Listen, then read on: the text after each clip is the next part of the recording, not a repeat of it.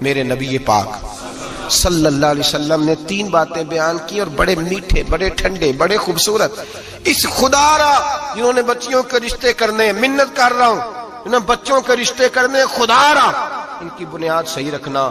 ہم تو ایک سائڈ پہ ہو جائیں گے، بڑے لوگ تو بڑی جلدی کونوں میں گھس جائیں گے. ان کو آگ میں نہ جھونکنا. خدا را بیٹے کے ساتھ ظلم نہ کرنا، بیٹی کے ساتھ زیادتی نہ کرنا. ان کو ساری زندگی آپس میں جھگڑنے کے لیے تنہا نہ چھوڑ دینا. میرے نبی کریم صلی اللہ علیہ وسلم نے فرمایا 3 چیزیں دیکھ کے لوگ شادی کرتے ہیں. حضور کیا؟ اللہ کے حبیب نے فرمایا لوگ دولت دیکھ کے شادی کرتے ہیں. اپنی بیٹے اور بیٹے کی شادی دولت دیکھ کے نہ کرنا، دولت متکبر بنا دیتی ہے. لفظ حدیث میں فرمایا نہ خالی دولت نہ دیکھنا، خالی دولت دیکھ کے شادی نہ کرنا، یہ متکبر بنا دے گی. اور جو بیوی دولت لے کے آئے گی جب وہ خامد کو عزت نہیں دے رہی تو خامد کی ماں کا تو دوسرا حصہ ہے، خامد کے باپ کا تو تیسرا درجہ ہے، اس کے بہن بھائیوں کا تو چوتھا درجہ ہے. تو بھائی جو خامد کو ہی سمجھتی ہے کہ یہ تو میری دولت کے پیچھے آیا ہے تو کسی اور کو کس نظر سے وہ دیکھے گی. میرے نبی کریم علیہ السلام نے فرمایا لوگ چہرے کی ظاہری خوبصورتی دیکھ کے شادی کرتے ہیں، ظاہری خوبصورتی دیکھ کے، خالی حسن دیکھ کے شادی نہ کرنا، یہ تو سرکش بنا دیتا ہے. حضرت ابو بکر شبلی رحمۃ اللہ علیہ صوفی بزرگ تھے. ایک نوجوان آ گیا، کہنے لگا حضور میں آپ کی بیٹی پہ عاشق ہو گیا ہوں، اور میں ڈائریکٹ اس کی طرف نہیں گیا، میں نے اس کو کوئی وسوسہ دے کے اپنے ساتھ اس کو ایڈجسٹ کرنے کی کوشش نہیں کی، میں اخلاقیات کے دائرے میں رہ کے رشتہ لینے آیا ہوں. فرمایا تجھے میری بیٹی کی کون سی چیز اچھی لگی؟ نوجوان کہنے لگا خوبصورت بڑی ہے. آپ نے فرمایا ٹھیک ہے تو 1 مہینے کے بعد آنا، میں تیرا رشتہ کر دوں گا. حضرت نے اس کو دوائی کھلائی، بچی کو دست آنے لگے، پخانے لگ گئے. 1 مہینہ سارا وہ پخانے کرتی رہی. وہ جو پخانہ کرتی تو ایک مٹکے میں گھڑے میں سنبھال دیتے. 1 مہینے کے بعد وہ نوجوان آیا، اس نے دیکھا کہ اس کی آنکھوں کے نیچے سیاہیاں پڑ گئی ہیں، رنگ بدل گیا ہے، کمزور ہو گئی ہے، ہاتھ کانپتے، ہڈیوں کا گٹھا بن کے لگی ہوئی ہے. فرمایا آجا میں تیار ہوں. پردہ ہٹایا کہ جی میری بیٹی ہے شادی. کہنے لگا میں نے تو نہیں اس سے شادی کرنی. کہا تو کہتا تھا عشق ہو گیا ہے، پیار ہو گیا. تو اس نے کہا صاحب میں تو اس کی خوبصورتی سے پیار کرتا تھا. تو آپ نے فرمایا اگر شادی کے بعد میری بیٹی بیمار ہو جاتی، اگر نکاح کے بعد اس کے حالات بگڑ جاتے تو کیا کرتا؟ آپ نے فرمایا ادھر آ میں تجھے بتاؤں تجھے پیار کس چیز کے ساتھ تھا. اس کا بازو پکڑا اور گند والے مٹکے پہ لے گئے. فرمایا تو اس گند سے پیار کرتا، یہ ہے تیری محبت. میرے نبی پاک صلی اللہ علیہ وسلم نے گھر ٹوٹنے سے بچانے کا نسخہ پہلے یہ بتایا. فرمایا خالی دولت دیکھ کے شادی نہ کرنا، دولت متکبر بنا دے گی. اور خالی حسن دیکھ کے شادی نہ کرنا، حسن آدمی کو سرکش بنا دیتا ہے. حضور کیا دیکھیں؟ فرمایا دین دیکھ کے شادی کرنا، اللہ تمہارے لیے برکت پیدا فرما دے گا. دین دیکھ کے نکاح کرو، دین دیکھ کے نکاح کرو. محبوبہ یہ دین والا لفظ کس کے لیے ہے؟ فرمایا ادھر آؤ، کائنات میں اگر اللہ نے سب سے شان والی بیٹی دی ہے تو مجھے دی ہے، اور میں اس علی کو دے رہا ہوں جس کا مکان بھی کوئی نہیں، کاروبار بھی کوئی نہیں، جس علی کا بظاہر کوئی بینک بیلنس نہیں، کوئی مربع نہیں، کوئی شے نہیں. حضور علی کے پاس کیا ہے؟ فرمایا میرا علی عشاء کے بعد قرآن شروع کرتا ہے تو فجر سے پہلے ختم کر دیتا ہے. میرا علی صبح کی نماز کے وقت تلاوت شروع کرتا ہے تو ظہر سے پہلے قرآن مجید پڑھ دیتا ہے. فرمایا رزق کھاتا ہے، تھوڑا کھاتا ہے پر حلال کا کھاتا ہے. فرمایا پاکیزہ روٹی کھاتا ہے، اور جب میدان میں نکلتا ہے تو برادری کے لیے نہیں نکلتا. جب تلوار لے کے نکلتا ہے تو یہ مکے کے لیے نہیں لڑتا، یہ تلوار لے کے نکلتا ہے تو قومیت کے لیے نہیں لڑتا. محبوب کس لیے لڑتا ہے؟ فرمایا یا خدا کے لیے لڑتا ہے یا محمد مصطفیٰ کے لیے لڑتا ہے. اس کی تلواریں پاکیزہ، نظریات پاکیزہ. دیکھو میں بیٹی کا نکاح کہاں کر رہا ہوں. میرے بھائی تو نے رشتے کی بنیاد ٹھیک نہیں رکھی تو یہ ٹوٹ گیا. لیکن ہاں آپ کہتے ہیں مصری صاحب آپ نے نیچے جو ہے نا وہ بنیاد، اس کی بیس جو تھی، نیند جو تھی وہ صحیح نہیں تھی تو دیوار گر گئی. جب بنیادی حسن تھا تو مان پڑ گیا، ختم ہو گیا معاملہ. جب بنیادی دولت تھی تو کب تک لالچ پورا ہوگا، کب تک آپ دیں گے؟ دین اللہ کرے ایسے لوگ بھی ملے جو کہیں پہلے پوچھ لینا بچہ نمازی ہے کہ نہیں. اللہ کرے کہ رشتے ڈھونڈتے وقت یہ کوئی پوچھنے لگ جائے. اللہ کرے کہ کوئی پوچھنے لگ جائے کہ بچی پردہ دار ہے کہ نہیں. اللہ کرے کوئی پوچھنے لگ ہی جائے کہ بچہ قرآن شریف کے ساتھ دلچسپی رکھتا ہے کہ نہیں، اسے حضور کی نعتیں اچھی لگتی ہیں کہ نہیں، وہ نبی پاک کے نام کا نعرہ لگانا جانتا ہے کہ نہیں، کبھی اس کی آنکھوں میں مصطفیٰ کے لیے کوئی آنسو آیا ہے کہ نہیں. کبھی وہ تڑپا ہے کہ نہیں، کبھی وہ رویا ہے کہ نہیں، کبھی اسے محبوب پاک علیہ السلام کی غلامی پہ ناز ہوا ہے کہ نہیں، کبھی ایسا ہوا ہے کہ وہ سر پہ پگڑی باندھ کے، چہرے پہ داڑھی سجا کے، سفید رنگ کا جوڑا پہن کے شیشے کے آگے کھڑے ہو کے کہتا ہو آج میں بڑا سی لگ رہا ہوں اس لیے کہ میں اپنے محمد عربی کے لباس پہ لپٹا ہوا ہوں، اپنے رسول کا میں نے انداز اپنایا ہے۔ اللہ کرے ایسے بھی ہونے لگے، یہاں تک ہوتا ہے۔ اماں کہتی ہے بیٹے پیر صاحب سے کہنا تھوڑا موقع دیں، تیری شادی کر لیں، اس کے بعد ٹھیک ہے پھر داڑھی شاڑی۔ تو میں کہا کرتا ہوں بیوی لانی کاہے کو ہے جسے داڑھی پسند نہیں، لانی کاہے کو ہے جس کو داڑھی پسند نہیں۔ قرآن مجید فرقان حمید نے میاں بیوی کا جو رشتہ بیان کیا ہے نا، اس رشتے کو آپ سمجھیں جو قرآن پاک نے میاں بیوی کا رشتہ بیان کیا۔ کہن لباس لکم وانتم لباس لہن، فرمایا بیویاں تمہارا لباس ہیں اور تم ان کا لباس ہو، وہ تمہارا لباس ہے اور تم، اللہ اکبر، کیسا خوبصورت لفظ قرآن پاک نے، ہن لباس لکم وانتم لباس لہن، فرمایا وہ تمہارا لباس ہے اور تم، سمجھ آ رہی ہے نا جی بات کی، وہ تمہارا لباس ہے اور تم ان کا لباس ہو۔ تین خوبیاں تو ہر لباس میں ہوتی ہیں، تین چیزوں کے لیے لباس پہنا جاتا ہے، تین چیزیں، تین قسم کی آسائشیں لباس میں پائی جاتی ہیں، اس پر تو تمام مفسرین کا اتفاق ہے۔ سب سے پہلی چیز، لباس جو ہوتا ہے وہ بندے کو گرمی اور سردی سے بچاتا ہے۔ سخت سردی میں لباس لے لیں تو بندہ سردی سے بچ جاتا ہے۔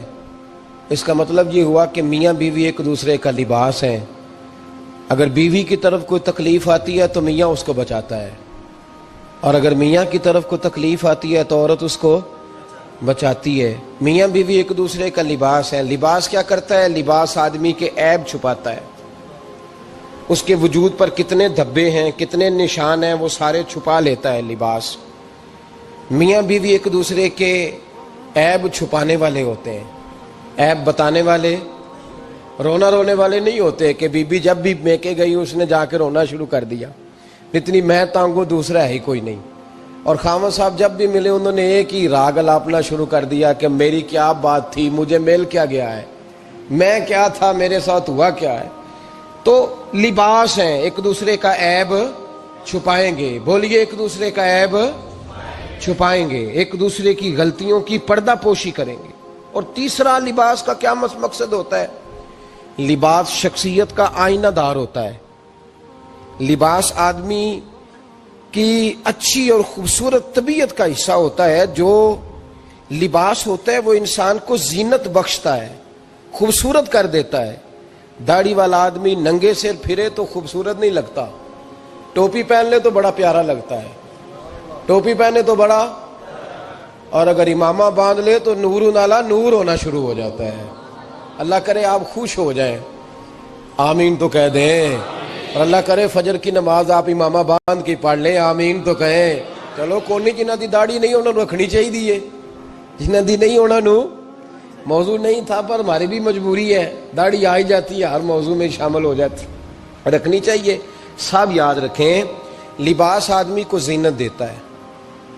قرآن مجید کے لفظوں پہ غور کرو، اگر تو شادی کے بعد بیوی کے آنے کی وجہ سے خامد کو سکون نہیں ملا تو اس کا مطلب ہے اس نے گھر کو زینت نہیں دی، اور اگر شادی کے بعد اس بچی کو تحفظ نہیں ملا، اس کو اپنے گھر کے اندر سکون نہیں ملا، تو اس کا مطلب ہے خامد نے اسے زینت، اس لباس نے زینت نہیں دی۔ میاں بیوی ایک دوسرے کا لباس ہے۔ اس مقدس رشتے کو اسلام نے باندھا، اور لباس کہہ کے باندھا۔ میرے رسول کریم علیہ الصلوۃ والسلام نے پہلے تو خارجی لوگوں کو منع کیا ہے۔ میری ذاتی رائے یہ ہے کہ میاں بیوی کی ذاتی لڑائی کوئی بھی نہیں ہوتی، ذاتی لڑائی، میری باتوں کی سمجھ تو آ رہی ہے نا آپ دوستوں؟ کوئی نہیں آ رہی؟ اللہ جزا دے آپ۔ میاں بیوی کی ذاتی لڑائی کوئی نہیں ہوتی۔ ہوتا پتہ کیا ہے؟ لڑکے سے پوچھیں کہ بتائیں جناب کیا حال ہے، تو کہتے ہیں بیوی میری صحیح ہے، اس کے گھر والے نہیں صحیح۔ سنے آپ نے بھی کبھی یہ لفظ؟ تو اسی طریقے سے اگر لڑکی سے پوچھیں کہ تیرا کیا حال ہے، تو کہتی ہے خامن تو میرا دھیان رکھتا ہے، اس کی اماں نہیں خیال رکھنے دیتی۔ تو لڑائی جو ہوتی ہے وہ تیسرے آدمی کی وجہ سے ہوتی ہے۔ تیری اماں آئی تھی تو اس طرح کہہ گئی، تو تیرا بھائی آ گیا تھا تو وہ یہ کہہ گیا، تیسرے فرد کی وجہ سے۔ میرے نبی کریم علیہ الصلوۃ والسلام نے تیسرے بندے کو سمجھایا ہے، تیسرے فرد کو حضور نے سمجھایا ہے۔ نبی پاک علیہ الصلوۃ والسلام نے فرمایا خبردار، ماں، بھائی، بیٹا، باپ سارے لحاظ کریں، بسنے دے میاں بیوی کو۔ اگر شادی کر دیا تو ان کو سکون سے رہنے دو۔ تم دو جملے کہہ کے چلے گئے، کوئی عیب نکال کے جو چھپا ہوا تھا خامن کی نظر میں وہ نکال کے بتا دیا کہ تیری بیوی یہ کام بھی کرتی ہے، اب تم تو ہٹ گئے وہ بات کہہ کے۔ اب انہوں نے اکٹھے رہنا ہے، ان کی زندگی مصیبت کا شکار ہو گئی، آزمائش میں آ گئے وہ دونوں، ساری زندگی کڑتے رہے۔ ایک عیب نکال کے لڑکی کے گھر والے لڑکے کا اسے بتا کے چلے گئے، تیرے خامد میں یہ عیب پایا جاتا ہے، وہ ساری زندگی کڑتے رہیں گے، تکلیف میں رہیں گے۔ انہوں نے تو اکٹھے رہنا ہے۔ بتانے والا چلا گیا۔ میرے رسول کریم صلی اللہ علیہ وسلم فرماتے ہیں لعنتی ہے وہ شخص، لعنتی ہے وہ شخص۔ یا رسول اللہ کون سا؟